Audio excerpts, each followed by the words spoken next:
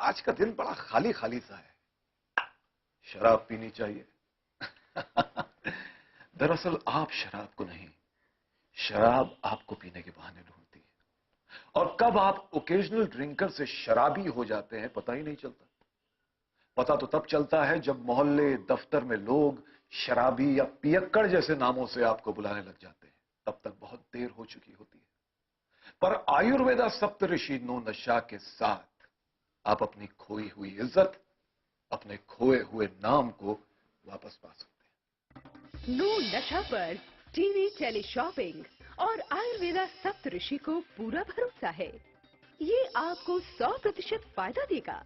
और इसके अलावा अगर आप इसे ट्राई करना चाहते हैं तो इसके लिए आप फ्री सैंपल मंगवा सकते हैं, जिसके लिए आपको 250 रुपए हैंडलिंग और कुरियर चार्जेस देने होंगे। तुरंत कॉल करें 01165155000 और 01165700999। नो नशा की असली कीमत है 7,990 रुपए, लेकिन नशे के खिलाफ इस मुहिम में आपको देना होगा सिर्फ 2,490 रुपए और 250 रुपए डिलीवरी चार्जेस अतिरिक्त। तुरंत ऑर्डर करने के लिए कॉल करें 01165155000 या 01165700999 या फिर 01165159400। आप अपना ऑर्डर SMS से भी मंगवा सकते हैं। SMS करें टेली स्पेस नो और भेज दें 57333 पर। ऐसा घर आपने नहीं देखा होगा। संभाल के पोछा मारा अभी। आइए। ओ भाई साहब ये देखिए हॉल, ये देखिए चिल्ड्रंस रूम, देखिए कितना बड़ा है। आपके बच्चे खेलते खेलते थक जाएंगे। हो गया, मजे ले लिए। आइए। और यह है बेडरूम, इसकी खिड़की से तारे दिखते हैं। तारे। आपको क्या लगा प्रॉपर्टी डीलर हुआ? अरे आपको अपना घर दिखा रहा था। Pearls infrastructure. हम जानते हैं कि घर अरमान, उम्मीदों और सपनों का बना होता है। तभी तो हम घर बनाते हैं, जिंदगियां बनाते हैं। अक्षय बाथरूम कब धोगे? आज संडे है ना।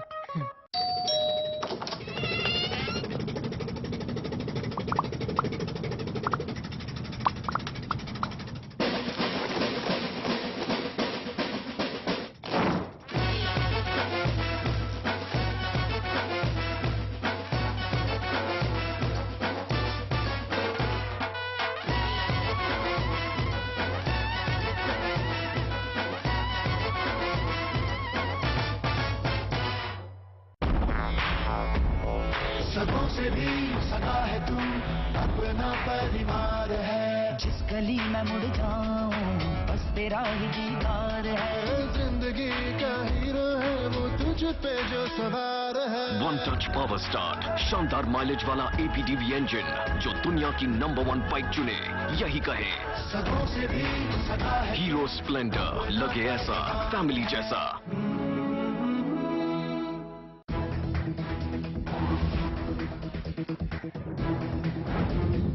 मजबूत इरादे, बढ़ते कदम के साथ चैनल 1 न्यूज अब एक नए रूप में। ऐसा घर आपने नहीं देखा होगा। संभाल के पोछा मारा अभी। आइए। ओ भाई साहब ये देखिए हॉल, ये देखिए चिल्ड्रंस रूम, देखिए कितना बड़ा है। आपके बच्चे खेलते खेलते थक जाएंगे। हो गया, मजे ले लिए। आइए। और यह है बेडरूम, इसकी खिड़की से तारे दिखते हैं। तारे। आपको क्या लगा प्रॉपर्टी डीलर हुआ? अरे आपको अपना घर दिखा रहा था। Pearls infrastructure. हम जानते हैं कि घर अरमान, उम्मीदों और सपनों का बना होता है। तभी तो हम घर बनाते हैं, जिंदगियां बनाते हैं। अक्षय बाथरूम कब धोगे? आज संडे है ना।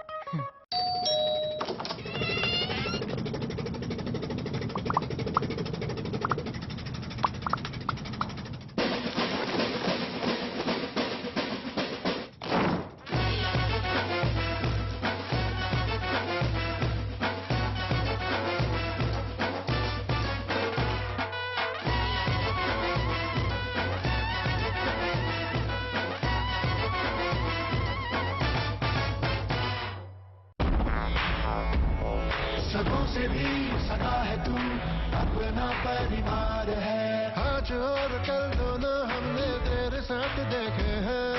तू चले जब साथ तो खुशी के ठिकाने मिलते हैं। वन टच पावर स्टार्ट शानदार माइलेज वाला एपीडीवी इंजन जो दुनिया की नंबर 1 बाइक चुने, यही कहे सदों से भी सदा है। हीरो स्प्लेंडर, लगे ऐसा फैमिली जैसा।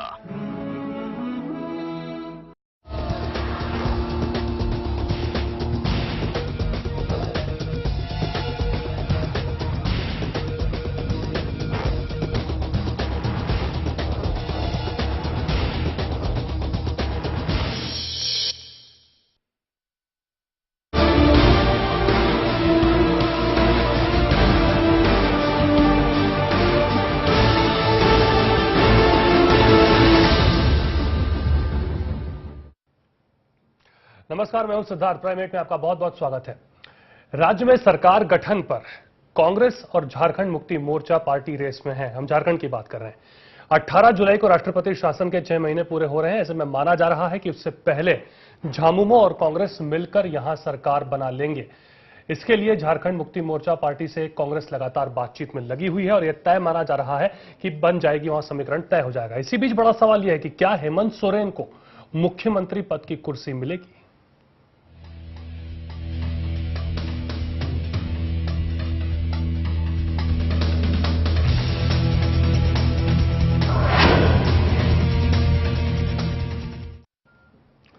झारखंड मसले पर दिल्ली में सोनिया के घर पर कांग्रेस और जेएमएम नेताओं की लगातार बैठक हो रही है और बैठक के बाद कांग्रेस नेता बीके हरिप्रसाद ने कहा कि देर शाम तक इस पर फैसला हो जाएगा। बातचीत अंतिम दौर में है। 18 जुलाई को राज्य में राष्ट्रपति शासन की मियाद खत्म हो रही है। लंबे अरसे से राज्य में सरकार बनाने के मसले को टालती आ रही कांग्रेस आखिरकार लोकसभा चुनाव में अपने कुनबे को बढ़ाने और उसे मजबूती देने के लिए इस तालमेल पर फिलहाल तो राजी हो गई है।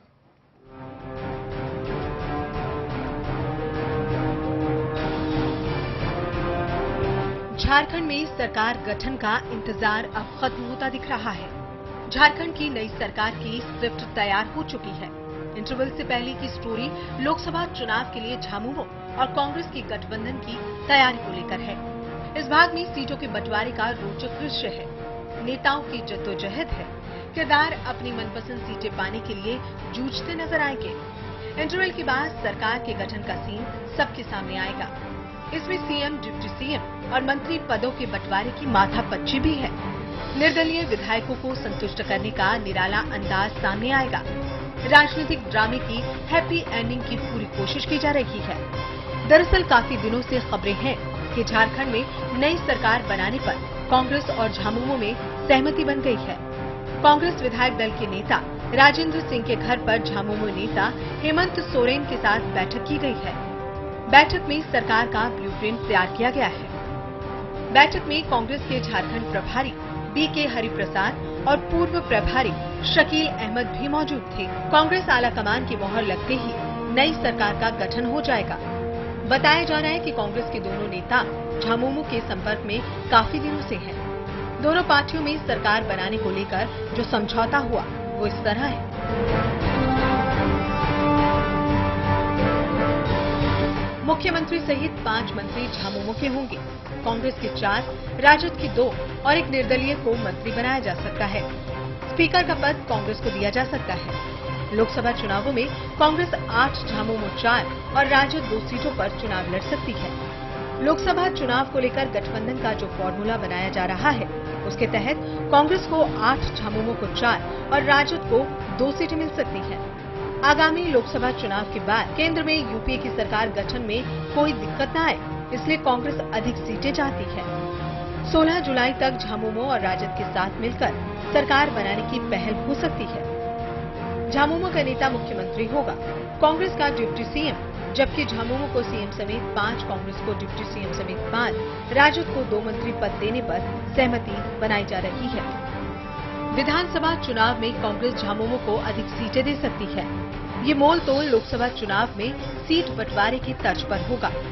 आपको बता दें कि शिबू सोरेन राज्य में राष्ट्रपति शासन को लंबे समय तक खींचने का विरोध करने के साथ साथ सरकार बनाने का दबाव कांग्रेस पर बनाते रहे हैं। लोकसभा चुनाव में कांग्रेस के साथ गठबंधन से पहले सरकार बनाने पर वो अड़े रहे। वहीं शकील अहमद पूर्व में प्रदेश कांग्रेस के प्रभारी होने के नाते सरकार गठन के लिए लगातार झामुमो, निर्दलीयों और दूसरे दलों के नेताओं से बातचीत कर रहे हैं।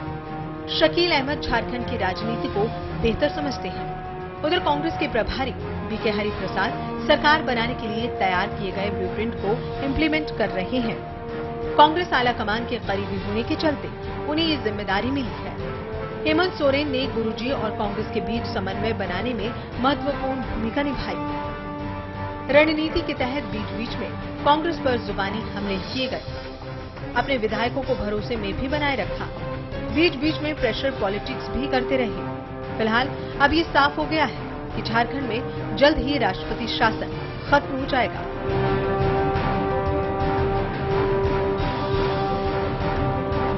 Bureau report, channel one news.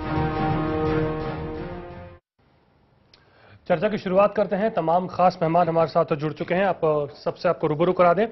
हमारे साथ अफजल अब्बास साहब है, आप जेडीयू के नेता हैं, हमारे साथ अपना वक्त निकाल के हमेशा आते हैं। इसके अलावा हमारे साथ एम ए तमन्ना जी हैं, लोक समता पार्टी के नेता हैं आप। इसके साथ ही हमारे साथ अशोक सिंह जी बीजेपी के नेता, आप भी जुड़े हैं। और साथ ही हमारे साथ अफजल अब्बास जी और जगदीश शर्मा जी भी हमारे साथ जुड़े हैं, कांग्रेस के आप नेता हैं। तो तमाम लोग हमारे साथ, और फजल इमाम मलिक जी भी वरिष्ठ पत्रकार चर्चा में हमारे साथ जुड़े हैं। शुरुआत में यहां पर करना चाहूंगा जगदीश जी आपके साथ में। इस जो ये टोटल गठबंधन अब आपका होने जा रहा है, सबसे पहले तो हमें समझाइए कि रिश्ता आखिर कहलाता क्या है, ये कितने दिन टिकेगा, इसकी गारंटी आप दे सकते हैं? देखिए, सबसे पहले मैं आपको कहना चाहता हूं, जो भारतीय जनता पार्टी ने वादा किया था नहीं निभाया जी, वो हम निभा रहे हैं जी। जो 2.5 साल, उनको अभी 6 महीने पहले हम सीएम बना रहे हैं। हमें सत्ता का कोई लालच नहीं, वादा पूरा निभाएंगे, क्योंकि वादा वहां टूटता जहां लालच होता है। कांग्रेस पार्टी को कोई भी वहां सत्ता का लालच नहीं, वो लोकतंत्र में विश्वास रखती है। वो चाहती है कि वहां पर लोकतंत्र बहाल हो, और जो देश वहां के लोगों ने जिस सरकार को चुना है, जिन एमएलए को चुना है, वो सत्ता में लोगों का काम करे। उनकी सोच इस तरह की है हमारी, तो इसलिए हम वहां कोई लालच नहीं है और सरकार बनाने जा रहे हैं वहां के लोगों की सुविधा के लिए। अशोक सिंह जी, कैसे आप देखते हैं, क्या लगता है कोई लालच नहीं है इसमें? ये तो कांग्रेस के लोग ऐसे ही बोलते हैं। इतिहास गवाह है कि चौधरी चरण सिंह से लेके और जितने भी बड़े गैर कांग्रेसी सरकार बनी है जी, इन सब के साथ कांग्रेस ने किस तरह का रिश्ता निभाया है जी। आपको याद होगा, ये पहली बार सरकार में नहीं जा रहे हैं जी। मधु कोड़ा जी जब मुख्यमंत्री थे तब भी जेएमएम का और कांग्रेस का उनको समर्थन था जी। जब भी इनके वादे कैसे रहे हैं, और ये वही शिबू सोरेन साहब हैं जो एक समय यूपीए में थे जी। और आपको याद होगा नरसिम्हा राव सरकार के समय में जो झारखंड रिश्वत कांड हुआ था जी, वो यही कांग्रेस और जेएमएम का था। अब इनका वादा एक दूसरे से किस तरह है, ये कांग्रेस और जेएमएम लोग जानते हैं। इसका जो खामियाजा झारखंड की जनता भुगतेगी जी, जनता भुगतेगी। अफजल अब्बास साहब जी, चूंकि आप किस तरह से देखते हैं इस समीकरण को? आपके तो खैर अभी आपका तलाक हुआ है, तो आप इस समीकरण, चूंकि आप बिहार को समझ रहे हैं, बिहार का अंतरंग पहले हिस्सा रहा है, झारखंड ज्यादा अलग नहीं है, वहां की राजनीति को समझने के लिए ये जो समीकरण आपको कितना फिट दिखता है? जहां तक मैं समझता हूँ कि झारखंड में अब तक किसी को, जहां तक मेरे नॉलेज में, एब्सोल्यूट मेजोरिटी नहीं आ पाई जी, और ये परिस्थितियां इसके बाद कई बार हो चुकी है। मुझे लगता है कि सरकार तो बिल्कुल बननी चाहिए, डेमोक्रेसी के लिए बननी चाहिए, लोग चुन के आए हैं जी। अब रहा सवाल उनका गठबंधन बीजेपी के साथ नहीं चल पाया, क्या वजह रही है वो बताया, बीजेपी के लोग बताए और झारखंड के लोग बताए नहीं। लेकिन कहने का मतलब, सर ये फॉर्मूला चलता दिख रहा है सर, आपको ही बताना पड़ेगा क्योंकि जनता दल यू भी थी उसमें। नहीं चलेगा, ये फार्मूला बिल्कुल चलेगा जी। ये लोकतंत्र जाते हैं हम। नहीं सर, ये उम्मीद के साथ बीजेपी भी आपके साथ थी, पर वो फार्मूला चला नहीं। वही तो कह रहा मैं कि वो नहीं चला, किसी कारण बस नहीं चला, वो अलग बात। वो 2.5 साल और 2.5 साल का वो शायद कमिटमेंट था या नहीं था, वो सब चलेगा। मैं बताता हूँ आपको, क्योंकि यहाँ कोई वादा नहीं है, कोई 2.5 मिनट में कंप्लीट कर लीजिए। मुझे कल मुझे लगता है कि सरकार चलनी चाहिए जी, और भविष्य की दृष्टिकोण से ही वो देख रहे हैं, एक सेक्युलर गवर्नमेंट बनी है, इसके लिए मैं बधाई देता हूं कि कम से कम एक सरकार चले जी, और झारखंड का विकास हो। और जिस तरह से आज जो घटनाएं घट रही है झारखंड में जी, तो वो अफसोसनाक है। सेक्युलर गवर्नमेंट बनी है, सुन के आपके मुंह से अच्छा लग रहा है। ये सेक्युलर गवर्नमेंट, सेक्युलर शब्द जो है अब बड़ा सा जेडीयू के अंदर बहुत पुख्ता तौर पर अब उठने लगा है, हालांकि पहले भी रहा होगा। ठीक है, सेक्युलर तो हम शुरू से सेक्युलर मिजाज के सेक्युलर रही बात। चलिए ठीक, वक्ती तौर पर हम अपने किसी असूल पर समझौता नहीं करते जी, और हमने जो सरकारें बनाई भी है जी, और सरकार और गठबंधन तोड़ा भी है जी, तो उसी सेक्युलरिज्म के बुनियाद बुनियाद पे ही तोड़ा है, और जुड़ा भी था तो सेकुलरिज्म की बुनियाद पे ही जुड़ा। अहमद तमन्ना साहब, आप कैसे देखते हैं इस पूरे गठबंधन को? क्या आपको लगता है, मैं जनता के परिप्रेक्ष्य से बात कर रहा हूं, क्योंकि बहुत मुश्किल हो जाती है जनता के लिए जब इतनी डिस्टेबलाइज गवर्नमेंट सालों से रहती है, जनता पे क्या गुजरती है ये कोई जानता नहीं है। क्या आपको लगता है जनता के लिहाज से ये कॉम्बिनेशन ठीक है और चलेगा? देखिए, कांग्रेस एक अवसरवादी पार्टी है जी, वो हमेशा अवसर का फायदा उठाती है जी। आज से 6 महीना पहले भी जब सरकार गिरी थी, उस टाइम में भी वो जेएमएम के साथ समझौता कर सरकार बना सकते थे, लेकिन उस टाइम में उन्हें लगा कि मैं अपना गवर्नर रूल लगा के अपना इस पे शासन करूं, अपना राज करूं। फिर उन्होंने 6 महीना में देखा कि मेरी जो स्थिति है वो ऐसी नहीं कि इलेक्शन में भी जाऊं तो मैं हार के ही आऊंगा वहां से, फिर जेएमएम को चुना। तो ये अवसरवादी पार्टी है, और ये जो बगल में बैठे हुए हैं जेडीयू वाले, ये भी अवसरवादी ही है। आज जहां आरजेडी को ये कहते थे जंगल राज है, जंगल राज है, आज उनके साथ मिलकर वहां क्या मंगल मनाएंगे ये? जी, यहाँ की बात बताइए सर, यहाँ क्या आपको लगता है? कहाँ पे? झारखंड की झारखंड की बात हो रही है। पहले आप पहले वहां के इतिहास पढ़िए। आप क्या इतिहास पढ़े वहां का? वहाँ झारखंड की बात हो रही है, आप जो बोल रहे हैं आप अफजल अब्बास साहब, झारखंड हो या बिहार हो, अगर आपने आरजेडी के खिलाफ बहुमत में आए हैं और आप जब वहां पे आरजेडी के साथ हैं, तो देश की जनता और देश का संविधान झारखंड के लिए अलग और बिहार के लिए अलग नहीं है। सर, मैं आपके पास आऊंगा। बिहार में तुम क्योंकि मैं मैं थोड़ा मौजूद एक बार और आपको स्पष्ट कर दूं कि हम झारखंड के परिप्रेक्ष्य में ये बात कर रहे हैं कि जो राजनीति अब झारखंड में चल रही है, जो ये बात कही जा रही है कि जो राष्ट्रपति शासन लागू हुआ था उसके पहले अब जब ये सरकार बनती है, तो ये कितना आपको ये जो फॉर्मूला है कांग्रेस का झारखंड मुक्ति मोर्चा के साथ में, ये कितना आपको कारगर दिखता है? जब तक कांग्रेस को लगेगा कि मेरा बेनिफिट है, तब तक ही कांग्रेस के साथ में रहेगा। ठीक है, चलिए, अब मुद्दे की बात आपने की है, ठीक है। तो ये आपको मतलब अवसरवादी है, कंप्लीट अवसरवादी है। आज आप देख लीजिए, वहाँ एक आईपीएस की हत्या होती है, उस पर ये लोग कुछ सोच नहीं, सरकार बनाने की सोच पड़ी हुई है। ये लोग अपने लिए जीते हैं, जनता के लिए लोग नहीं जीते हैं। आईपीएस की हत्या नहीं, मध्य प्रदेश में कांग्रेस के बड़े नेता की भी हत्या हुई, ध्यान तो गया। ये देखिए, ये अलग मुद्दा है। और जहां तक ये नक्सलवाद है, सिर्फ झारखंड में नहीं है, हिंदुस्तान के कई स्टेटों में माओवाद का एक प्रभाव पड़ा हुआ है। ये अलग मुद्दा है। मैं कांग्रेस की तारीफ नहीं कर रहा, मैं कांग्रेस सपोर्ट में जा रहा हूं। लेकिन जो आपने कहा कि वो वहां एसपी, जाहिर सी बात है, उसके परिजनों को मैं सांत्वना देता हूं। मैं दिल की गहराई से खारिज अकीदत पर एक आईपीएस अफसर देश से चला गया, और ये हमारी कहीं ना कहीं सामाजिक। चलिए, आपको याद तो आ गया। चलिए, फजल इमाम मलिक साहब, मैं आपको यहां पर लाना चाहूंगा। मेरा सवाल आपसे है कि क्या इन दलों को येन केन प्रकरण अब सत्ता में बने रहने की चाल भी इसे कहा जा रहा है? तो क्या आपको माना जाए सिर्फ सत्ता की लोलुपता यहां पर दिखती है कि नहीं? देखिए, जो 3 राज्य नए गठन हुए थे, उत्तर प्रदेश से उत्तराखंड अलग हुआ था, मध्य प्रदेश से छत्तीसगढ़ और बिहार से झारखंड, ये तीनों राज्य वहाँ के लोगों की आकांक्षाओं को लेकर बने थे। लेकिन दिक्कत ये हुई कि वहाँ की सांस्कृतिक विरासत की जो बात की गई थी गठन से पहले, उस पर लागू नहीं हुआ।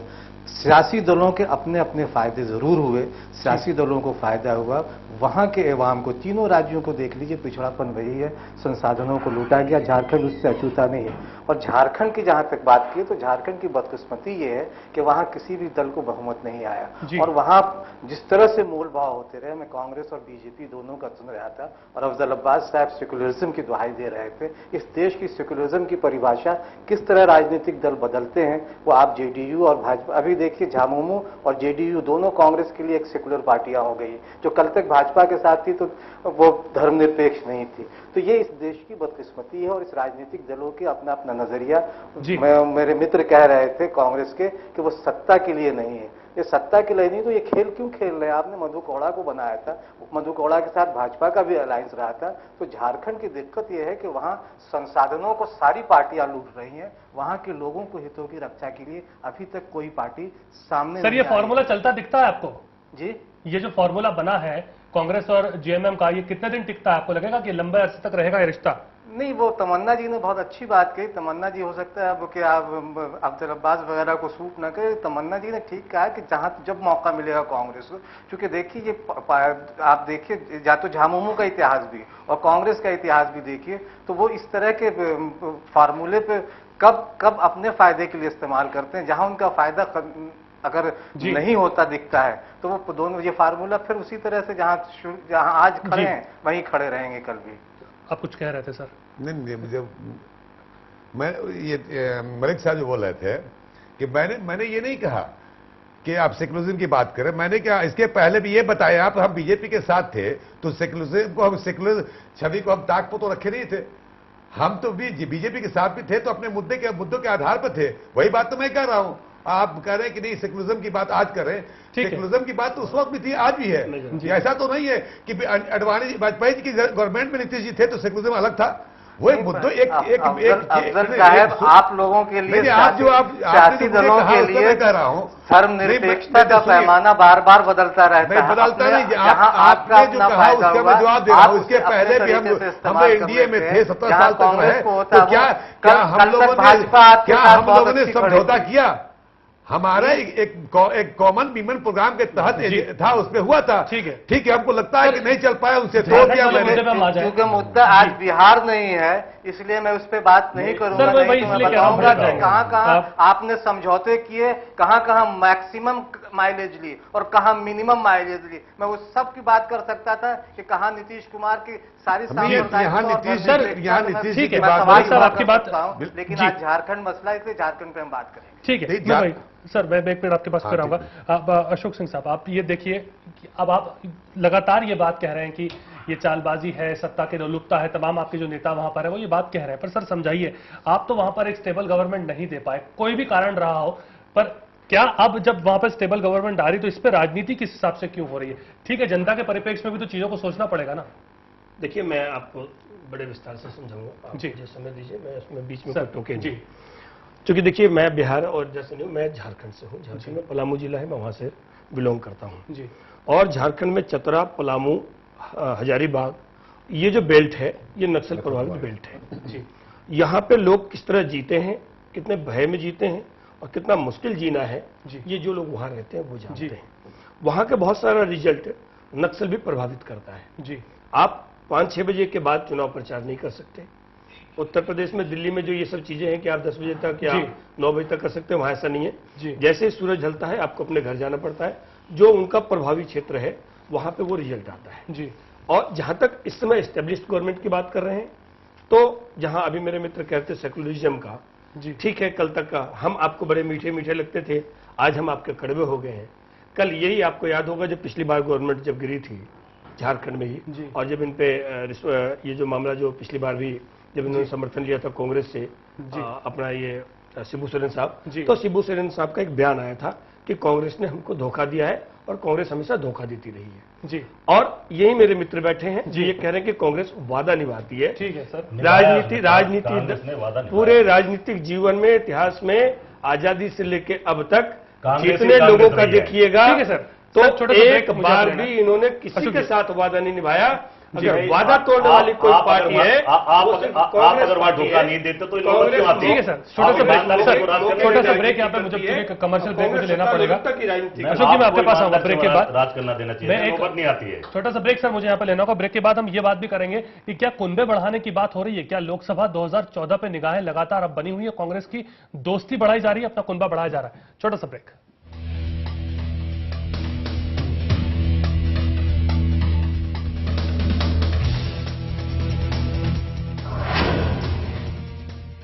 ₹1 नहीं है बॉस।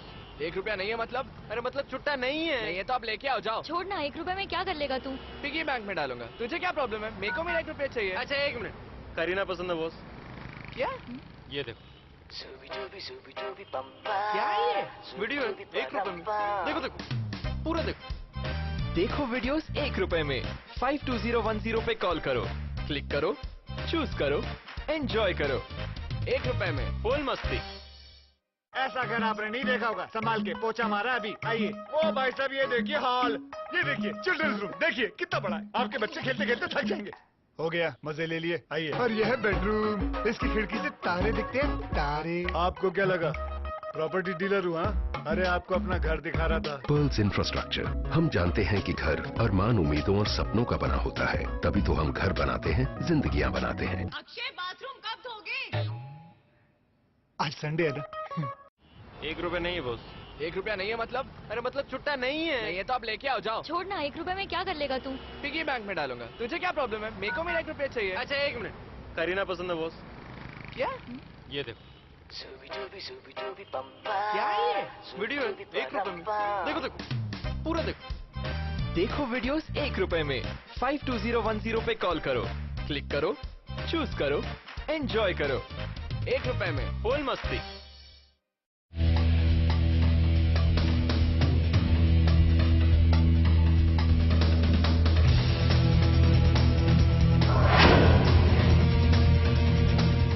ये कई एक तरीके हैं।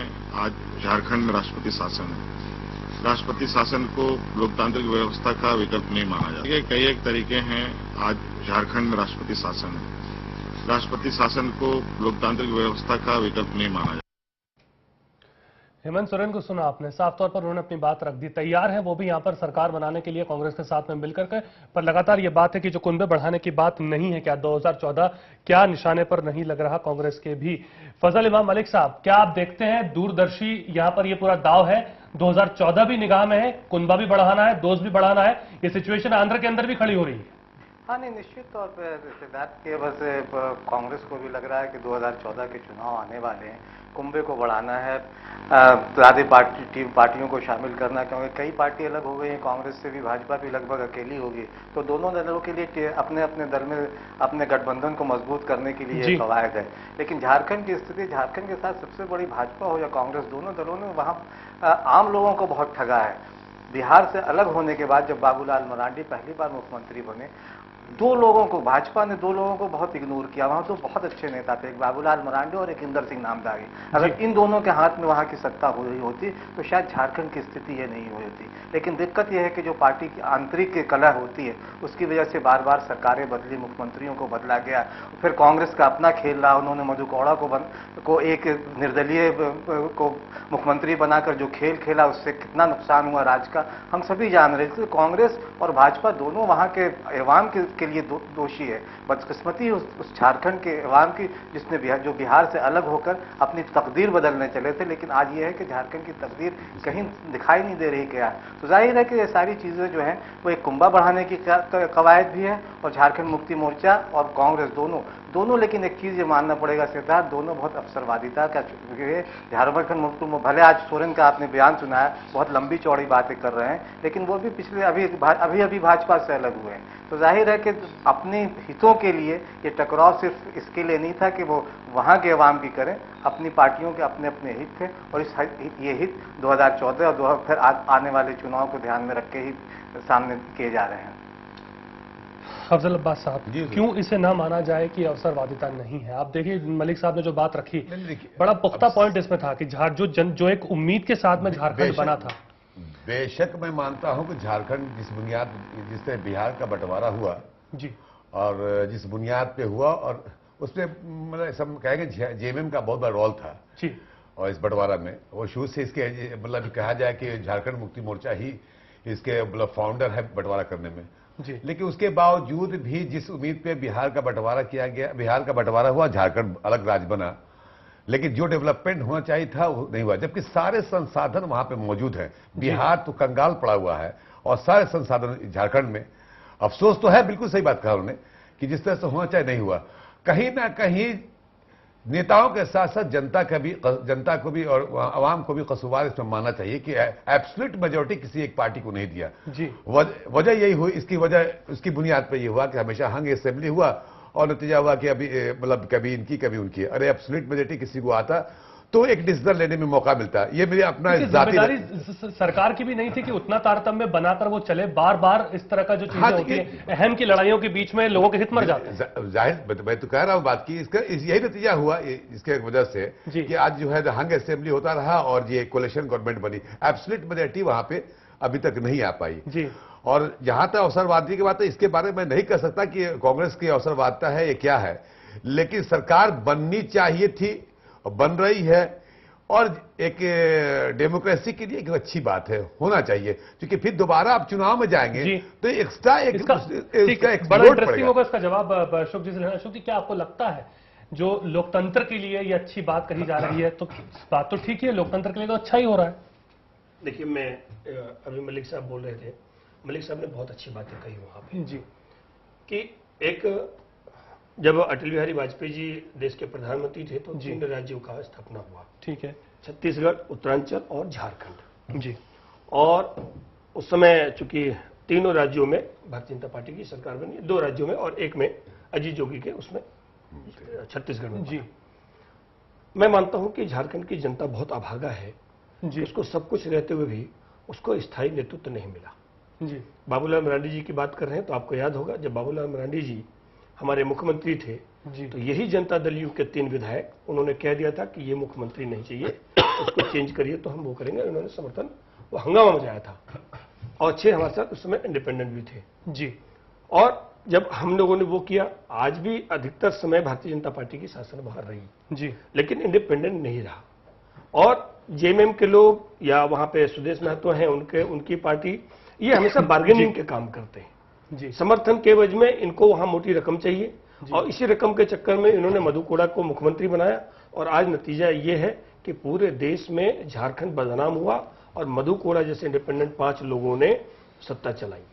जहां तक अभी मलिक साहब कह रहे थे नामधारी साहब का जी, तो मैं बता दूं कि नामधारी साहब जी के बेटे हैं दिलीप सिंह नामधारी जी। नामधारी सिंह जी पलामू में डाल्टनगंज क्षेत्र है, सदर क्षेत्र, वहां से विधायक रहते थे और जब वो भारतीय जनता पार्टी से अलग गए तो उनके साथ 5 झारखंड के जो इस समय अब झारखंड है जी, उसमें से 5 विधायक अलग चले गए। उनमें से ठीक है उनकी दूरी बन गई, लेकिन आज वो चतरा, अगर इसे आप अवसरवादिता कहते हैं तो आप क्यों पीछे हैं? नहीं, मेरी बात सुन लीजिए आप पहले, मैं उसी बात पे आता हूं जी। आज वो चतरा से भारतीय जनता पार्टी के समर्थन में जी सांसद हैं और भारतीय जनता पार्टी के सपोर्ट से ही विधानसभा अध्यक्ष थे जी। उनका बेटा पिछली बार विधानसभा उम्मीदवार था और वो कुछ वोटों से चुनाव हार गए जी। वो अभी हमारे साथ हैं। हाँ, ये है कि भारतीय जनता पार्टी किसी को दिल तोड़ के नहीं वो करना चाहती, क्योंकि वहां ट्रबल क्षेत्र है और ये लोगों का था कि भाई आदिवासी मुख्यमंत्री होना चाहिए जी। इसीलिए आपको याद होगा जब पिछली बार हम लोगों ने जब यशवंत सिन्हा जी का या दूसरे नाम विचार किया था, तो ये जनता दल यू के जो भाई आजकल सेकुलरिज्म के नगाड़ा पीट रहे हैं, नया नया वो हमारे यहाँ कहावत है कि नए नए मुसलमान अल्लाह सवाल पे नहीं आ रहे हैं, उस पर मैं उस पर आता हूँ जी। तो ये जो कहते हैं और ये जो सोचते हैं, इनका नजरिया अपना है, तत्कालीन नजरिया है। भारतीय जनता पार्टी न तो वहां क्षेत्र के बारे में सोच सकती है, देखिए हम राष्ट्रीय पार्टी हैं, हम आदिवासी की बात करेंगे तो हमारे पास वोटर भी गैर आदिवासी भी है। हम चाहते हैं कि वहां पे बहुत अच्छा मुख्यमंत्री है और आप ये काबिलियत देखिए कि इतना कुछ होते हुए भी आज तक एक भी इल्जाम वहां के अर्जुन मुंडा जो हमारे मुख्यमंत्री हैं उन पर नहीं लगा जी। जबकि जो भी गैर कांग्रेसी मुख्यमंत्री हुआ उस पर कोई ना कोई इल्जाम लगा और इतना बड़ा इल्जाम लगा कि वो संभालना मुश्किल है कांग्रेस को भी। ठीक है, चलिए तमाम, क्योंकि लोकतंत्र का हम आदर करते हैं और हम तो वहां पे कह रहे हैं। और जिस मेरे मित्र बैठे हैं जगदीश जी, बहुत अच्छे वक्ता भी हैं, आपको शायद याद न हो चूंकि आप दिल्ली की राजनीति कर रहे हैं। अभी 21 तारीख को, इसी पिछले महीने 21 तारीख को जून में जी कांग्रेस के कार्यालय पे फायरिंग हुई और जो इनके सदन के नेता हैं राजेंद्र सिंह जी उनमें और जो धनबाद के सिटी के रिजवान जी जो एमएलए हैं उनके लोगों ने फायरिंग किया और खूब गोली चली जी। और ये जो सदन के बड़े बड़े नेता आपस में गोली चला रहे हैं, वो जनता को कितना शासन और कितना अच्छा स्वच्छ, ठीक है, इस पर भी जवाब मिलेंगे। कल्पना छोटा सा ब्रेक आप मैं लूंगा, ब्रेक के बाद जब मैं लौटूंगा तो जगजीत जी अगला जवाब मैं आपसे चाहूंगा इसी पूरे मुद्दे के ऊपर कि जितनी बातें वहां पर हो रही हैं पर धरातल पे चीजें जो है वैसी दिखती नहीं है, सुधारने में कितना वक्त और लग जाएगा और क्या सुधरेंगी भी चीजें, ये भी एक बड़ा सवाल लगातार बना हुआ, क्योंकि यहां पर बात जनता की। छोटा सा ब्रेक।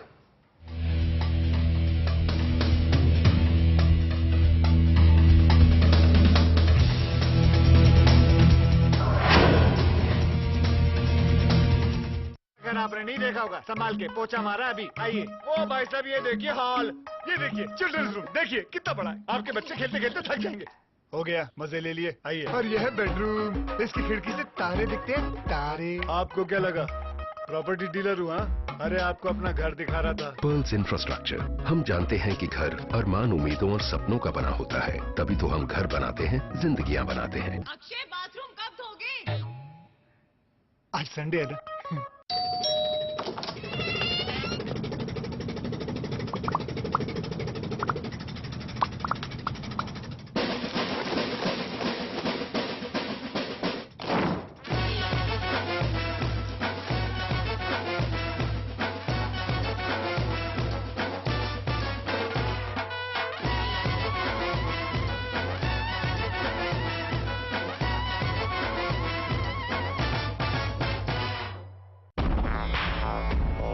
सगों से भी सगा है तू, अपना परिवार है। हाथ और कल दोनों हमने तेरे साथ देखे हैं।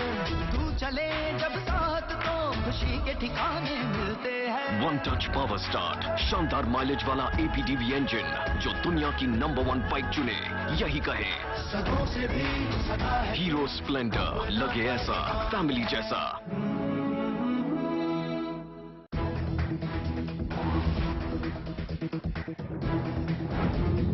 मजबूत इरादे, बढ़ते कदम के साथ चैनल 1 न्यूज अब एक नए रूप में।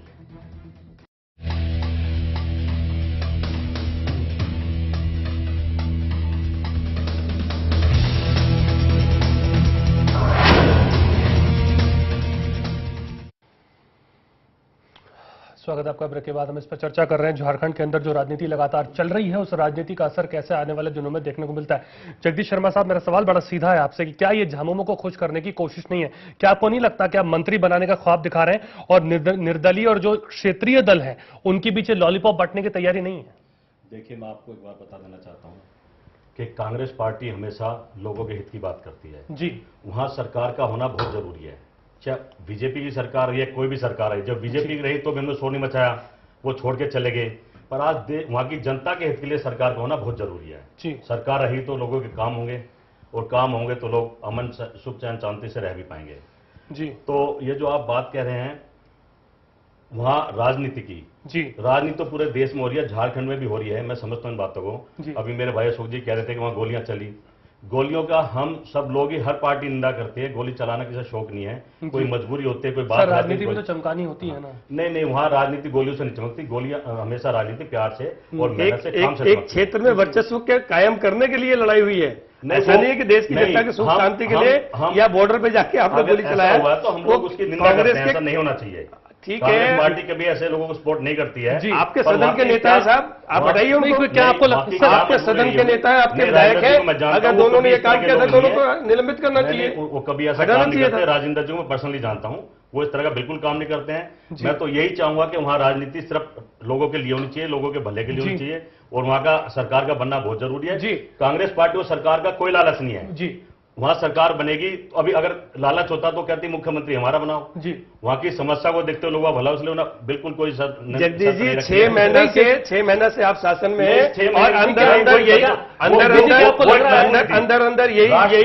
एक मजबूरी। आप पहले अपनी पार्टी में गहराई में जाइए, अंदर से यही मामला था कि भाई आप अगर आप सत्ता नहीं चाहते तो बाहर से समर्थन करिए। क्या अगर आप सत्ता नहीं चाहते तो जेएमएम को बाहर समर्थन करिए। पर अब भी हम समर्थन बाहर को करने तैयार है। वहां का हालात को, राजनीति को देखते हुए, क्या राजनीति है, लोगों का भला करना, काम करना है।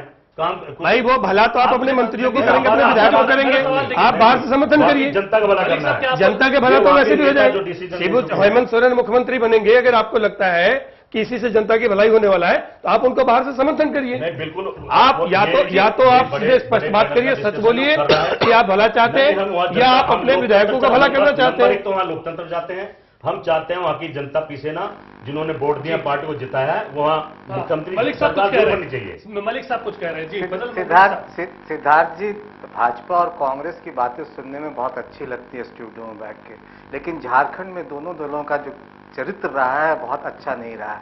अभी अशोक जी बात कर रहे थे भारतीय जनता पार्टी की। आपको याद कीजिए पिछला राज्यसभा का चुनाव किस तरह से एक पैराशूट से उतार कर एक व्यक्ति को झारखंड का उम्मीदवार बनाया गया और जिस पर हो हल्ला हुआ।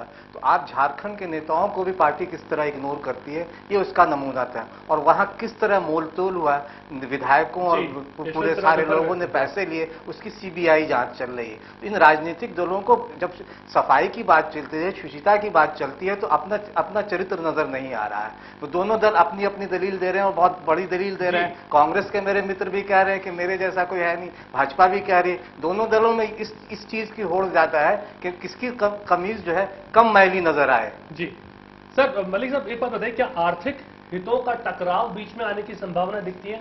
लगातार हम ये बात कर रहे हैं कि पहले भी ये बात होती थी कि आर्थिक हितों के टकराव के चक्कर में क्या ये सरकार बनते बनते फिर बिगड़ेगी कि नहीं? वही केंद्र में वही वो आ जाती है। दरअसल यही चीज होती है जिसकी वजह से वहां की सरकारें इस तरह से गिरती रही हैं। वो जो आर्थिक कारण है ना, वही मुख्य चीज, क्योंकि वहां संसाधन इतना है। और जो अशोक जी बार बार बोल रहे थे कि नक्सल समस्या की जी बात कर रहे हैं, वहां संसाधनों का लूट राजनीतिक दलों ने इतना किया है कि जिसकी वजह से आज झारखंड खंड खंड हो रहा है। उसकी चिंता किसी दल को नहीं है कि वहां के लोगों का किस तरह से विकास किया जाए। अफजल अब्बास साहब, क्या ये बात नहीं आपको लगती कि आर्थिक जो टकराव है, आर्थिक हितों का टकराव, ये बहुत बड़ा टकराव है, ये अहम का टकराव से भी शायद बड़ा टकराव हो सकता है? क्योंकि आप उस क्षेत्र में रहे होंगे, आपने उसकी राजनीति देखी है, बिहार से सटता है ये झारखंड। क्या आपको लगता है ये एक बड़ा कारण हो सकता है इंस्टेबिलिटी का आने वाले दिनों में? मुझे खास नजर नहीं आ रहा फिलहाल अभी जी। देखिए, एक वही बात हो रही थी, मेरा सिर्फ इतना ही कहना है कि अगर बीजेपी का गठबंधन पर इन्होंने कहा था कि बाहर से समर्थन दे दे, कांग्रेस और जेएमएम मिल की सरकार बना रही है, बाहर से समर्थन ना देना, साथ सरकार के साथ शामिल होना, इस बात की दलील है, मैं जाती तौर पे कर रहा हूं कि सरकार स्टेबल गवर्नमेंट चलेगी। जहां तक हमारे बीजेपी के मित्र ने कहा कि बाहर समर्थन देते, बाहर से समर्थन देने के बाद से होता ये कि कुछ प्रॉब्लम क्रिएट हो सकता था, लेकिन ये सरकार दोनों मिलकर बनाएंगे तो ये सरकार 2.5 साल तक चलेगी और टेन्योर पूरा करेगा। और जहां अब इसकी बात आर्थिक की बात कर रहे हैं, उससे में खास पे हम कुछ कमेंट करना नहीं चाहते हैं। आप समर्थन दे रहे हैं कि नहीं? नहीं, हमारी जो पार्टी के नेता क्या निर्णय लेंगे वो हम नहीं कर सकते, क्योंकि मैं कोई पार्टी का राष्ट्रीय अध्यक्ष ना हूं। नहीं, बिहार में जो कांग्रेस ने आप पर उपकार किया है, उसको उपकार को झारखंड में आप पूरा करेंगे कि नहीं? ये माननीय नीतीश जी और माननीय शरद जी की जिम्मेदारी है, लेकिन जहां तक मैंने कहा ना कि सेक्युलर गवर्नमेंट बनी, कुल मिलाकर आर्थिक हितों का टकराव इस पर नहीं। ठीक है, मैं तमन्ना साहब, आप कैसे देखते हैं इसको? क्या आपको लगता है कि ऐसा कोई टकराव नहीं होगा? देखिए, आपने पहले कहा था ना कि जो लोकसभा 14 की आ रही है, ये सारा जो चल रहा है ना, ये 14 की लोकसभा को देख के चल रहा है। क्योंकि अभी जो यहाँ पे गवर्नमेंट है सेंट्रल में है, और कांग्रेस सिर्फ अपना सेंट्रल चलाना चाहती है, उन्हें किसी स्टेट से कोई मतलब नहीं है, वो अपनी हित देखती है सेंट्रल में, मैं सेंट्रल कैसे चला सकता हूँ। अभी मुलायम सिंह और मायावती का दबाव हमेशा बना रहता है, उनके लिए उन्होंने बिना मांगे 4 वोट वहां समर्थन दे दिया, क्योंकि मुझे 22 मिल जाए वहां से। उसी तरह वो चाहते हैं कि झारखंड में भी मिलकर रहे तो वहां से मेरा समर्थन रहे। उन्हें प्रदेश की जनता के हित के लिए कोई काम नहीं करना है। हमारे जगदीश भाई कह रहे थे कि हम सरकार इसलिए चाहते हैं, अगर सरकार इसलिए चाहते हैं 6 महीना पहले भी अब सरकार बना सकते थे जी। 6 महीना पहले सरकार क्यों नहीं बनाया? उस वक्त की स्थिति क्या स्थिति थी उस टाइम की? नहीं, टकराव था, सारी बात थी, हालात गंभीर थे, उन सबको देखते हुए कुछ गैप जरूरी था। पूरे 6 महीने तक जब तक राष्ट्रपति शासन रहा, आप देख लीजिए, सुबोध कांत साहब वहीं डटे रहे, कुछ गैप जरूरी था। आप उठा के देखिए दिल्ली में कितने दिन रहे, जब तक आपके यहाँ राष्ट्रीय शासन लगता है केंद्र। नहीं, आपको बता दें, जब भी आपने 2 बार उनका घर आया, मुझे पता है, और जब वहाँ राष्ट्रीय शासन लगाए, आपका केंद्र का एक नेता प्रतिनिधि वहाँ बैठा हुआ है, एक नेता हमेशा वहीं बैठा था, झारखंड ही छोड़ता। एक चीज तो साफ हो गई, कांग्रेस गैप दे के दोस्ती करती है। नहीं, बात में गैप देखने समय बात गैप की नहीं है, आपने कहा हालात की है। जगदीश जी, क्या आपको लगता है कि सियासी जमीन बीजेपी की खिसक रही है? देखिए, सच्चाई बात तो आप कह रहे हो यही है कि कांग्रेस पार्टी अपने परिवार को बढ़ाना चाहती है, इसमें कोई शक की बात नहीं है, और परिवार बढ़ाना कोई बुरी बात नहीं है जी, और अच्छे लोग जोड़ना भी कोई बुरी बात नहीं है जी। अब भारतीय जनता पार्टी परेशान है कि एक तो सत्ता उनके हाथ से चलेगी, एक इतना बड़ा धोखा दे वहां की जनता ने देखा है, और आने वाले 2.5 साल के बाद जब चुनाव होंगे देखना वहां की जनता रिजल्ट भी देगी। जगदीश जी, मैं आपको स्पष्ट कर दूं कि धोखा वो देता है जो सरकार तोड़ के जाता है। हमने आप बता दीजिए, हमने अर्जुन मुंडा जी ने तो हेमंत सोरेन से कहा कि हमने कब कौन सा स्टेटमेंट दिया और कौन सा आपके पास है। धोखा तो कांग्रेस देती है और कांग्रेस बोलती। मैं एक बात बता दूं जगदीश जी को कि न तो हमने बिहार में धोखा दिया, ना हमने झारखंड में धोखा दिया। नहीं, धोखा अगर दिया है आपको डर है, आपको डर है। 2.5 साल में देने के बाद आपने क्या किया? अभी जगदीश जी ने कहा कि अच्छे लोगों से और हमने तो सरकार बनाने नहीं गए, हम ये वही अच्छे लोग हैं जो लालू प्रसाद यादव चारा घोटाले में, वही अच्छे लोग हैं जो शिबू सोरेन जी है, और जैसे उनके घोटालों की सरकार है वैसे कांग्रेस घोटालों की सरकार है। तो जैसा चारा घोटाले वाले हैं, जैसे सांसद रिश्वत कांड घोटाले वाले हैं, वैसे ही 2G स्पेक्ट्रम वाले और कोयला घोटाले वाले हैं। तो मैं मानता हूं कि अगर ये कह रहे हैं अच्छा चाहिए तो निश्चित रूप से अच्छा होगा। आज मुद्दा नहीं, बिल्कुल अच्छा होगा। आपके नजर में अगर लालू प्रसाद जी अच्छे नहीं होंगे और वो अच्छे नहीं होंगे तो जमीन खिसकती नजर नहीं आ रही। बस ये देखिए, भारतीय जनता पार्टी पूरे देश से खिसकती है, झारखंड से नहीं, इनकी सियासी जमीन पूरे सबसे पहले तो आप देखिए इनकी पार्टी में कितना युद्ध है। एक प्रधानमंत्री बन रहा है, दूसरा रूसा बैठा, तीसरा मनाने चल रहा है। हमारे यहाँ ये लड़ाई नहीं है प्रधानमंत्री की। मैं आपको हम सिर्फ देश की बात करते हैं, और अपने परिवार बढ़ाने का, अगर सबका शौक हम बढ़ाना चाहते हैं, अगर सुनने की अगर परिवार बड़ा होगा तभी हम देश का बनाना चाहते हैं। अगर आप सुनने की क्षमता रखें तो क्षमता रखता हूँ, पर गलत बात क्षमता मैं बिल्कुल नहीं। सुनिए, वो एक हमारे यहाँ बहुत अच्छा कहावत है कि चलनी कहे सूप से देखतों में कितना छेद। आप हमें अनुशासन मत सिखाइए, देश ने वो भी अनुशासन हमारी पार्टी में है, देश ने पार्टी से कुछ सीखना चाहिए। इसी देश में हमारे नेतृत्व में कोई झगड़ा नहीं है, हमारे मंत्रियों को झगड़ा नहीं है। सुन तो लो, अभी आपके यहाँ कितना झगड़ा देश की जनता निर्णय करेगी। आप यहाँ मलिक साहब बैठे हैं, बहुत अनुभवी है, बहुत अनुभवी है। आप देख लीजिए, ये वही कांग्रेस है जिसने दोनों तरफ से कंधा से पकड़ के और सीताराम केसरी को हेडक्वार्टर से बाहर किया था। नहीं, ऐसा नहीं है। और आज वही क्लिप हम दोनों ने देखा था। हम जाएंगे, अनुशासन की बात करते हैं। आपकी अनुशासन कहा गई थी जब राजेश पायलट ने पार्टी छोड़ दिया था, हमारी पार्टी अनुशासन में रहती है और सीताराम केसरी जी हमारे बड़े नेता, पर लास्ट हालात में उन्होंने अनुशासन तोड़ने की बात करी थी। हम अनुशासन में हमेशा रहेंगे और अनुशासन शरद पवार जी ने भी अनुशासन तोड़ा था, माधवराव सिंधिया ने तोड़ा था। बात कर रहे हैं उस पे आ जाए। जो 20 कांग्रेस के टुकड़े बन गए, उन सब लोगों ने अनुशासन तोड़ेगा, वो हमारी पार्टी में नहीं रहेगा। सर देखिए, अनुशासन अपनी जगह है। अरे अनुशासन तो सबसे ज्यादा राहुल गांधी तोड़ते हैं पार्टी। नहीं, राहुल गांधी अनुशासन तोड़ते हैं, मैंने देखा उनको। सबसे हमेशा एसपीसी छोड़ के अपनी जान की बाजी लगा के पब्लिक में चले जाते हैं। वो तो पब्लिक और लेकिन वो अपनी जान खतरे में डाल के अपनी जनता के बीच आपके गृह मंत्री साहब अनुशासन तोड़ते हैं। आपके अनुशासन का मतलब है कि गृह मंत्री जी कहते हैं उत्तरांचल में किसी को नहीं जाना है और राहुल गांधी चले जाते हैं। आप अनुशासन किसकी बात बता रहे हैं? पर उन्होंने वहां धारा 144 भी लगाई थी कि कोई नहीं जाता। आपके अध्यक्ष गए, हमारे मोदी साहब ने रोका था। आपको जनता से प्यार होता था, वहां जाते। आप जनता की सेवा के लिए जब आप देश में राजनीति करना है तो जनता की सेवा लिए, चाहे हमारे होम मिनिस्टर साहब है, आपको जाना चाहिए। आप होम मिनिस्टर साहब के लोग नहीं है, आप विपक्ष और जनता के लोग हैं। आपने कहा कि वहाँ धारा 144 नहीं था। जनता देख रही है, वो समझ रही है। इन्होंने कहा इन्होंने कहा कि वहाँ धारा 144 नहीं था, लेकिन भट्टा परसों में धारा 144 लगा हुआ था। वहाँ कैसे पहुंच गए थे राहुल गांधी? देखिए हालात, फिर हालात कौन से हालात है? मैं ये कहना चाहता हूँ, अगर धारा 144 भी तो देश की जनता के लिए नेता को जाना चाहिए। अनुशासन देश के लिए जनता के लिए काम, अगर जनता के लिए गोली भी खानी है तो खाएंगे। नहीं तो इतिहास रही है। नहीं, जब मोदी जी जा रहे थे आपने क्यों मना कर दिया? जब राष्ट्रपति जा रही थी मलिक साहब को मिलाना चाहूंगा। मैं ये कहना चाहता हूँ, अगर धारा 144 होती तो वहाँ सुषमा स्वराज जी को उनके नेता को जाना चाहिए, लोग हित में जाना चाहिए। सर बिल्कुल, माफ कीजिएगा, थोड़ा हम जो दर्शक देख रहे हैं समझ में तो आए हम क्या बात कर रहे हैं। हम भटक जा रहे हैं सर। आपका सब आपकी मौजूद से अलग बात हो रही है। हाँ, भाई उसमें सर चीजें जो हमें कंक्लूजन पे नहीं पहुंच पाएंगे। मलिक साहब, क्या यहाँ बीजेपी को नहीं डर लग रहा कि उसकी सियासी जमीन खिसक रही है, जैसा हम लगातार देख रहे हैं? मेरा सवाल है, क्या आपको नहीं लिखता ही? सिद्धार्थ, देखिए, जो अभी बातें हो रही थी, जो एक तो मुद्दे से सारा भटक रहे थे भाजपा और कांग्रेस के दोनों मित्र। कांग्रेस ने बहुत अच्छी बात कही कि भाजपा में बहुत टकराव है उनका। उनको याद दिला दीजिए कि वहां प्रदीप बालमुचू और सुबोध कांत शाह में किस तरह का टकराव है झारखंड में, और जैसा मैंने कहा कि राज्यसभा में भाजपा में किस तरह का टकराव था, तो टकराव दोनों दलों में। और जिस जमीन की बात आप कह रहे हैं, निश्चित तौर पर देखिए, दोनों दलों को, सिर्फ भाजपा को नहीं लग रहा, कांग्रेस को भी लग रहा है कि उनकी जमीन खिसक रही है। चूंकि इस देश में जिस तरह से यूपीए 2 की सरकार केंद्र में रही है, उस पर भ्रष्टाचार के इतने आरोप लगे, लोग महंगाई से त्रस्त हैं, तो जाहिर है कि उनकी जमीन भी खिसक रही है। उस जमीन को फिर से पाने की कोशिश दोनों दल अपने अपने तरीके से कर रहे हैं और करेंगे। तो क्या ये राजनीतिक काट है उसकी सर? हाँ, ये राजनीतिक, देखिए, अब आप बहुत इंटरेस्टिंग चीज, जो बहुत मजेदार तथ्य ये है कि अभी आप बिहार और झारखंड को देखिए। झारखंड में लालू यादव के साथ आपका कांग्रेस मिलकर सरकार बनाने जा रही है।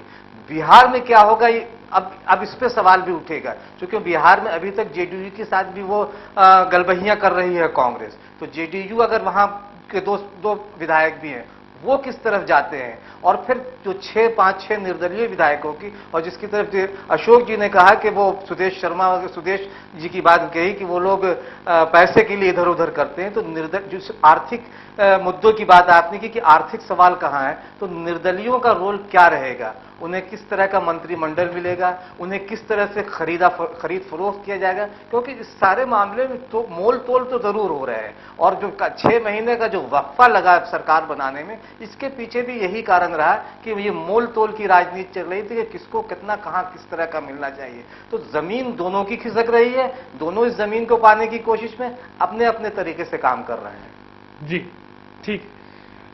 एक बड़ा अहम मुद्दा है, नक्सलवाद को लेकर के लगातार सवाल उठ रहे हैं और ये बताने की जरूरत नहीं कि किस तरह से लाल आतंक वहां पर फैलता जा रहा है और झारखंड भी कितने ज्यादा क्षेत्र उसके प्रभावित है, जैसा हम लगातार बात कर रहे थे। जगदीश शर्मा साहब, आप अब वहां पर सरकार बनाने जा रहे हैं, ये लगभग तय माना जा रहा है। चूंकि क्या फॉर्मूला तय होता है वो एक अलग बात है। क्या आप विश्वास दिला सकते हैं, जो नीतियां लगातार हो रही हैं, ये बात हमेशा होती है कि जहां पर छत्तीसगढ़ में बीजेपी है वहां आपका एक तारतम्य नहीं बैठ पाता है, ये होता है, ये सही देख चुके हैं। यहां आप किस तरह से इस पूरे मुद्दे से निपटने को देखते हैं झारखंड के परिप्रेक्ष्य में? कोई ऐसी नीति तो सर कहीं दिखती नहीं है अभी। नहीं, देखिए मैं फिर एक ही बात बार बार कहता हूं कि हम सरकार बनाना चाहते हैं जनता के हित में जी। और जो हमारे भाई सहयोगी कहते हैं कि भाई नहीं कोई लालच है, हमें वहां से कोई लालच नहीं है जी। सरकार बने, लोकतंत्र, आखिर लोगों ने वोट दिया है। नक्सलवाद के लिए कोई नीति तो है नहीं ना सर? नक्सलवाद के लिए ऐसी कौन सी नीति? नक्सलवाद के लिए हर समय पर कोई ना कोई हम काम करते हैं, रोकने की कोशिश कर रहे हैं। हमें नक्सलवाद का क्या ये विफलता नहीं दिखती? नहीं, विफलता नहीं, कोशिश जो हम कर रहे हैं और लगातार करते रहेंगे। आपने देखा कि हमेशा नक्सलवाद में हमारे कितने लोग अभी शहीद हुए, अभी नेता मारे गए हैं जी। तो ये मुद्दा बहुत बड़ा है, ये पूरे देश को, पूरी पार्टियों को मिलकर इस मुद्दे पे बात करनी चाहिए और इसको खत्म करना चाहिए। ये चाहे बात के जरिए से या मीटिंग के जरिए से या बैठ के, जैसे ये मुद्दा, इस मुद्दे पे हम सब पूरे देश की पार्टी को एक हो जाना चाहिए जी। लोग, परिवार सभी के हैं, हमारे नहीं हैं, वो सभी के हैं और उसमें सबको मिलकर काम करना चाहिए। अफजल अब्बास जी जी, ये नक्सलवाद का जो जहां तक की बात हो रही है, जहां तक मैं समझता हूं, शायद सब इससे इत्तेफाक रखेंगे कि जब तक डिस्क्रिमिनेशन खत्म ना आप कीजिएगा तब तक ये नक्सल हर जगह बना रहेगा। हमें उन नक्सलियों को मेन स्ट्रीम में कैसे लाया जाए, इस पे जब गौर करना शुरू कर देंगे और इस पे कुछ अमल पैरा आप होंगे तो मुझे कांग्रेस के पास दिखता है कांग्रेस से बीजेपी की बात मैं नहीं कर रहा हूं, मैं हालात पे अपनी बात अपनी राय दे रहा हूं कि नक्सलवाद उसी वक्त मिटेगा जब तक उनको मेन स्ट्रीम में न लाया जाए। आप देखिए जब पंजाब में जो हंगामा होता था पहले, और देखिए जब सब मेन स्ट्रीम में आए वहां पर खत्म हो गया जी। अब छत्तीसगढ़ में हो या मध्य प्रदेश में हो या झारखंड में हो जी, जब एक ही मोहल्ले में एक आदमी बहुत ऐश और आराम की जिंदगी गुजारता हो, उसी का पड़ोसी भूखे रहता हो, तो नक्सलवाद बढ़ेगा ही। इसको मिटाने के लिए सरकार, चाहे जिसकी भी सरकार हो, या कांग्रेस की हो या बीजेपी की हो या आपकी हो, किसी की हो, ये जो दूरियां हैं, जब तक इसको कम से कम मेंटेन नहीं किया जाएगा, ये नक्सलवाद मिटेगा नहीं। और यही कारण है कि मेरी भी रिश्तेदारी वहां, मैं भी गया हूं, नक्सलों के बीच में भी रहा, एक आध मौका मुझे मिला है। जहां के रहने वाले हमारे भाई साहब बीजेपी के हैं, जपला, हुसैनाबाद और पलामू और गढ़वा वगैरह, मैंने देखा है। और जिस तरह से उनके पास जो हथियार वगैरह सब आए, मैंने उनके बीच में एक बार संजोग से जाने का मौका मिला, मैं देख के मतलब हतप्रभ था कि ये हथियार उनके पास आते कहां से। तो कहीं ना कहीं ये डिस्क्रिमिनेशन का ही मेन ही कॉज बनता है, जो मजबूर होकर लोग हथियार उठाते हैं। इस पे कोई भी सरकार आए, कांग्रेस की हो या बीजेपी को, उनको मेन स्ट्रीम से जोड़ने की कोशिश की जाए और उनको रोजगार से जोड़ा जाए, ये तब इस पे कामयाबी। अशोक जी, क्या ये नीतियां आपको दिखती हैं अगर झामुमो कांग्रेस की सरकार बनती है? क्या ये नीतियां आपको दिखती है सरकार में? देखिए मैं बताऊं, नक्सलवादी पे पहले हम लोगों को उसका एक विस्तार से सोचना चाहिए जी। झारखंड में भारतीय जनता पार्टी की सरकार जी, अब मान लीजिए जेएमएम कांग्रेस की सरकार, ठीक है। छत्तीसगढ़ में बीजेपी की सरकार, उड़ीसा में नवीन पटनायक जी, बिहार में जनता दल यू और बंगाल में ममता जी, और आंध्रा में दूसरे हैं जी। होता क्या कि जब तक मिलकर कोई एक्शन नहीं होगा, और ये एक्शन ले सकती है तो सिर्फ सेंट्रल गवर्नमेंट ले सकती है जी। जब उन पर झारखंड पे दबाव बनता है तो वो छत्तीसगढ़ भाग जाते हैं, जब छत्तीसगढ़ की सरकार की बनती है तो बंगाल में शरण ले लेते हैं। इसके लिए केंद्र सरकार को इन राज्यों को विश्वास में लेकर एक संयुक्त एक्शन कमेटी बनाकर उसमें कार्रवाई करनी चाहिए। और ये अब हो नहीं रहा, जैसे भाई साहब कह रहे हैं, मैं उनकी बात से बहुत सहमत हूं। वहां एक तो जो क्षेत्र है जहां डेवलप नहीं है, आप कभी देख लीजिएगा जी, झारखंड में वो जिले ज्यादा प्रभावित हैं जो ज्यादा डेवलपमेंट में नहीं है जी। छत्तीसगढ़ में वो जो बस्तर वाले जो क्षेत्र हैं वो प्रभावित है, जहां बहुत ज्यादा डेवलप नहीं है, जहां पे सड़कें ठीक नहीं है जी, जहां पे रोजगार के साधन नहीं है, इंडस्ट्री नहीं है, वहां पे है। अब हम ये कहें कि ये एक उद्देश्य के लिए, तो ये भी गलत है। अभी आपने देखा होगा टीवी चैनलों पे कि नक्सली छोटे छोटे स्कूली बच्चों को उठा के ले गए। अब बड़ी मजबूरी ये हो जाती है कि जिस गांव में इनका प्रभाव है, जिस क्षेत्र में प्रभाव है, वो नक्सल के खिलाफ कोई बोल नहीं पाता। पर सर नीतियों से तो उसको काउंटर किया जाएगा। मैं आपको बता रहा हूं क्या नीतियां दिखती हैं? मैं आपको बता रहा हूं, मेरी बात सुन लीजिए, मैं विस्तार से बता रहा हूं। जहां पे सरकारें विकास करने जाती हैं, वो चाहे बाबूलाल मरांडी, आपको याद होगा उन पे हमला हुआ और उनके बेटे की भी हत्या हो गई। अभी बस्तर में कांग्रेस के जो फाइटर थे, जो लड़ा करते थे नक्सलियों के खिलाफ, उनको टारगेट बना के लोगों ने हमला किया। और चाहे वो जिसमें भी हो, अभी एक आंध्र के मुख्यमंत्री थे, उन पे भी हमला हुआ था जी। ये किसी भी राज्य में इतनी शक्ति नहीं है कि इनको जड़ से खत्म कर सके। अगर जड़ से कोई कर सकता है तो वो एकीकरण की शक्ति कर सकता है, वो सेंट्रल गवर्नमेंट कर सकती है। और इन राज्यों को विश्वास में सेंट्रल गवर्नमेंट कहीं ना कहीं किसी न किसी मामले पे दब जाती है, या तो जहां पर उनकी सरकार है उसको जो लोकल स्थिति है, तो अच्छा सर यहाँ कांग्रेस अच्छी बनेगी। नहीं, अगर वो बनता तो आज राष्ट्रपति शासन था। आप देख लीजिए राष्ट्रपति शासन में भी और राज्यपाल है वहां पे, और आज तो कोई दबाव नहीं है, वोट की कोई नहीं है। तो आज एसएसपी का वहां पे हत्या हुआ, पुलिस वाले मारे गए, शहीद हुए, इस पे एक्शन होना चाहिए। लेकिन ये जो कर सकती है वो सेंट्रल गवर्नमेंट कर सकती है, और राज्य सरकार को भरोसे में लेकर एक संयुक्त रूप से अभियान चलाए, तब ये नक्सल प्रभावित क्षेत्र जो है वो शांत हो सकता है, तब कोई विकास की योजनाएं बन सकती है। दिखता है लगेगा, आपको लगता है कि जो जैसा काम अभी हुआ है स्टेट्स हमारे साथ बैठ के बात करेंगे और उसको कोई पॉलिसी बनाएंगे तो जरूर शांत होगा। ये बात के छत्तीसगढ़ के मुख्यमंत्री रमन सिंह जी आज से नहीं, जब से मुख्यमंत्री बने, जब से हर बार कह रहे अब अगर भारतीय जनता पार्टी के नहीं भारतीय जनता पार्टी के मुख्यमंत्री इतला किया था कि ऐसे ऐसे होने वाला हो गया। ये तो एक इशू है कि इस पे आपने वहां तो कह दिया हुआ है, तो यहाँ तो एजेंडा आपका रहेगा ना नक्सलवाद। हम वहाँ की राज्य सरकार से मिलकर कहीं भी होगा खत्म करने की कोशिश करेंगे। आज तो आप राज्यपाल साहब को खड़ा कर देंगे। हमारे प्रधानमंत्री कहते हैं, वो आज हमारे नहीं देश के प्रधानमंत्री, वो कहते हैं कि सब वार्ता से बैठ के इसको खत्म करना चाहिए। मनमोहन सिंह जी तो कहते हैं कि 100 दिन में गरीबी खत्म हो जाएगी। 2 दिन पहले अभी मारा, 2 दिन पहले की जो घटना हुई है सबको पता है, जिस तरह से उन्होंने कहा था 100 दिन में महंगाई खत्म कर दूंगा। नहीं, ये बड़े दुख की बात है। इसको मुद्दे पे सभी पार्टियों के साथ बैठना चाहिए और नक्सलवाद को उनकी भी बात सुनना चाहिए। नक्सलवाद बना क्यों है, ठीक है सर, जो डिबेट हो सकती है, इसमें बैठ के बात करने वाली। अगर ये स्थिति है तो 60 वर्षों से आप सत्ता में है, सबको इसके दोषी भी तो आप थोड़ा वक्त में देना चाहूंगा। 60 वर्षों से हैं, पर हम काम कर रहे हैं, समय समय पर काम कर रहे हैं। वक्त का तकाजा है। मलिक साहब कि आज नक्सल प्रभावित कैसे आप देखते हैं, क्या एजेंडा लेकर के आप उत्तर बिल्कुल कंक्लूड संक्षेप में आप कीजिए अपने हिसाब से, कैसे आप देखते हैं इस सरकार को काम करते हैं? सिद्धार्थ जी देखिए, जिस नक्सलवाद की बात की आपने, नक्सलवाद पे कांग्रेस भाजपा दोनों, दिक्कत यह है कि नक्सलियों को कभी कभी राजनीतिक दल भी इस्तेमाल करते हैं। मैं बंगाल की मिसाल दी हूँ, पिछली बार तृणमूल कांग्रेस ने उसको अपने हित में इस्तेमाल किया, और अभी जो वहां पंचायत चुनाव हो रहे हैं, और पिछली बार याद रखिए कि तृणमूल कांग्रेस और कांग्रेस मिलकर वहां चुनाव लड़ी थी तो कांग्रेस ने नक्सलियों को अपने हित में इस्तेमाल किया, और ममता बनर्जी ने भी किया। किशन जी वगैरह का मामला सारा आप जानते हैं, और अभी पंचायत रिपीट होता दिखेगा झारखंड में सर। हाँ, वही कह रहा हूं कि राजनीतिक दल जहां अपने हित में होता है वो नक्सलियों को भी इस्तेमाल करते हैं चुनाव में। ठीक है, जब तक इच्छा शक्ति उनकी नहीं होगी वो तब तक ये समस्या खत्म होने वाली नहीं।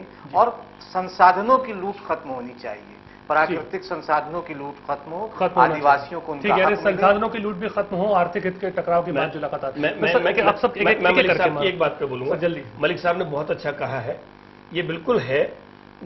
झारखंड में जो भी नक्सली प्रभावित क्षेत्र है, चाहे वो चतरा हो, पलामू, हजारीबाग हो, उसमें से एक शहरी सीट पे अगर बीजेपी जीत गई हो, बाकी बीजेपी कहीं नहीं जीत पाई है।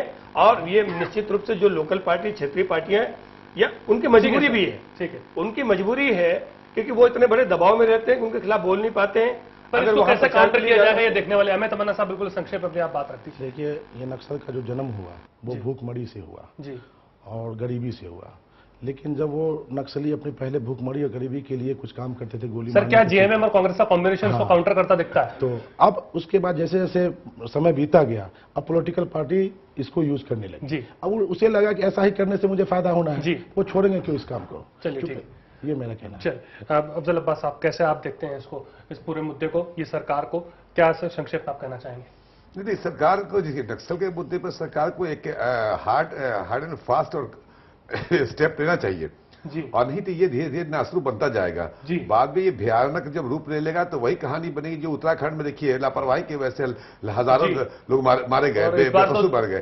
तो इसलिए ये इसको आप संजीदगी से, चाहे स्टेट की गवर्नमेंट हो या सेंट्रल गवर्नमेंट हो, जिस तरह से हो इसको रोकने के लिए भरपूर कोशिश करें, जो भी रास्ता निकले बिल्कुल निकालना चाहिए, वरना ये मुसीबत एक और मुसीबत बढ़ती जाएगी। ये मुसीबत बढ़ती जाएगी और इस मुसीबत पर काउंटर किस तरह से किया जाएगा, ये बहुत बड़ा सवाल है।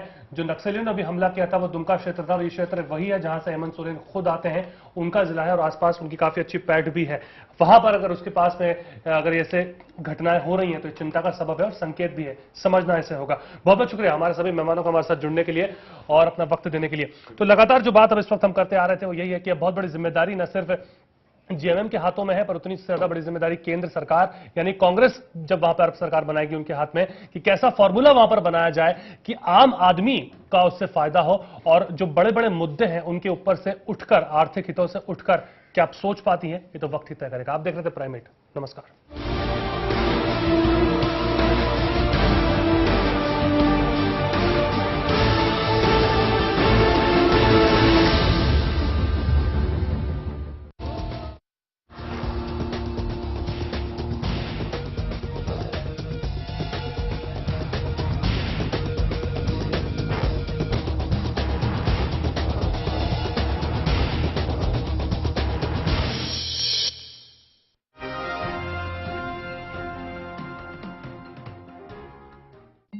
घर पर टीवी के आगे बैठकर तो हमने कई नशा मुक्ति के विज्ञापन देखे होंगे, लेकिन इन सब से समाधान नहीं निकलते। तो टीवी टेली शॉपिंग ने सोचा कि वो पहला कदम उठाया जाए जो आने वाले 100 कदमों के बराबर होगा। दोस्तों, हम सभी जानते हैं कि किसी भी प्रकार का नशा जानलेवा हो सकता है। हैरानी की बात तो यह है कि खुद नशा करने वाले भी इस बात को जानते हैं। इसलिए हमने लोगों से जानने की कोशिश की कि आखिर वो नशा क्यों करते हैं। आप भी सुन लीजिए। नशा अच्छा नहीं है पर अभी उम्र पड़ी है, आगे देखेंगे। साहिल के लिए सिगरेट पीनी शुरू की थी पर अब आदत लगी। जानता हूँ साहब अच्छी चीज नहीं है पर अब छूट नहीं सकता। सुना आपने, ये है इनके जवाब। पर इन्हीं लोगों से हमने एक और सवाल पूछा और वो ये कि क्या वो अपने बच्चों को नशा करने देंगे। तो सुनिए जरा उन्होंने क्या कहा। कांटा लगा दूंगा अगर मेरे बेटे ने नशा किया तो। अपने बेटे को किसी भी हालत में नशा करने नहीं दूंगा। नहीं नहीं, मैं अपने बच्चों को कभी सिगरेट नहीं पीने दूंगा। दोस्तों, सुना आपने, ये वही लोग हैं जो खुद नशा करते हैं पर अपने बच्चों को नशा नहीं करने देंगे। सच तो ये भी है कि ये सभी लोग खुद नशा छोड़ना चाहते हैं पर इनके पास कोई भरोसेमंद उपाय ही नहीं था। पर अब ऐसा नहीं है। टीवी टेली शॉपिंग और आयुर्वेदा सप्तऋषि का नो नशा अब आपके साथ है, जो हर प्रकार के नशे से